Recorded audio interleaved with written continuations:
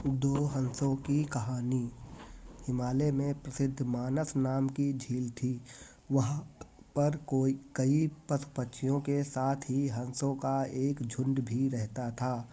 उनमें से दो हंस बहुत आकर्षक थे और दोनों ही देखने में एक जैसे थे, लेकिन उनमें से एक राजा था और एक दूसरा सेनापति। राजा का नाम था धृतराष्ट्र और सेनापति का नाम था सुमुखा था। झील का नज़ारा बादलों के बीच में स्वर्ग जैसा प्रतीत होता था। उन समय झील और उसमें रहने वाले हंसों की प्रसिद्धि वहाँ आने जाने वाले पर्यटकों के साथ देश विदेश में फैल गई थी। वहाँ का गुणगान कई कवियों ने अपनी कविताओं में किया, जिससे प्रभावित होकर वाराणसी के राजा को वह नज़ारा देखने की इच्छा हुई। राजा ने अपने राज्य में बिल्कुल वैसी ही झील का निर्माण करवाया और वहाँ पर कई प्रकार के सुंदर और आकर्षक फूलों के पौधों के साथ ही स्वादिष्ट फलों के पेड़ लगवाए। साथ ही विभिन्न प्रजाति के पशु पक्षियों की देखभाल और उनकी सुरक्षा की व्यवस्था का आदेश भी दिया। वाराणसी का यह सरोवर भी स्वर्ग जैसा सुंदर था, लेकिन राजा के मन में अभी उन दो हंसों को देखने की इच्छा थी, जो मानस सरोवर में रहते थे। एक दिन मानस सरोवर के अन्य हंसों ने राजा के सामने वाराणसी के सरोवर जाने की इच्छा प्रकट की, लेकिन हंसों का राजा समझदार था। वह जानता था कि अगर वो वहाँ गए तो राज उन्हें पकड़ लेगा। उसने सभी हंसों को वाराणसी जाने से मना किया, लेकिन वो नहीं माने। तब राजा और सेनापति के साथ सभी हंस वाराणसी की ओर उड़ चले। जैसे ही हंसों का झुंड उस झील में पहुंचा, तो अन्य हंसों को छोड़कर प्रसिद्ध दो हंसों की शोभा देखते ही बनती थी। सोने की तरह चमकती उनकी चोंच, सोने की तरह ही नजर आते उनके पैर और बादलों से भी ज़्यादा सफ़ेद उनके पंख हर किसी को अपनी ओर आकर्षित कर रहे थे। हंसों के पहुँचने की खबर राजा को दी गई।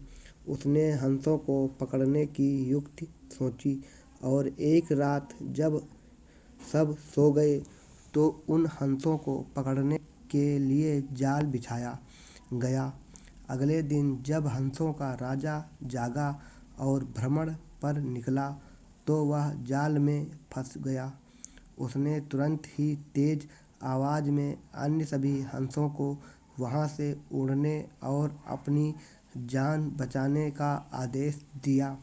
अन्य सभी हंस उड़ गए, लेकिन उनका सेनापति सुमुखा अपने स्वामी को फंसा देख कर उसे बचाने के लिए वहीं रुक गया।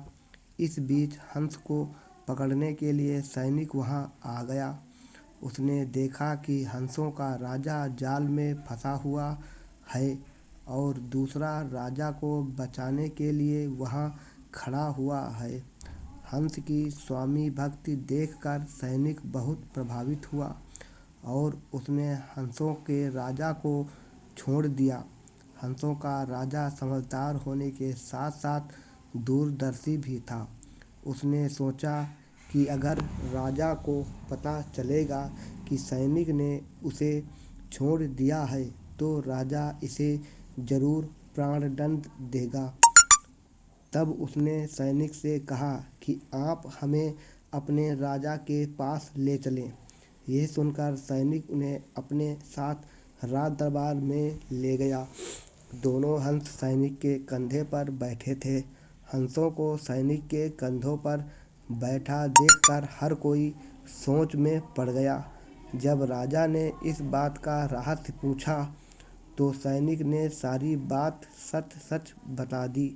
सैनिक की बात सुनकर राजा के साथ ही सारा दरबार उनके साहस और सेनापति की स्वामी भक्ति पर हैरान रह गया और सभी के मन में उनके लिए प्रेम जाग उठा।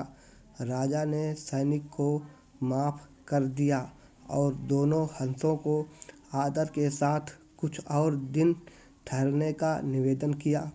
हंस ने राजा का निवेदन स्वीकार किया और कुछ दिन वहाँ रुककर वापस मानस झील चले गए।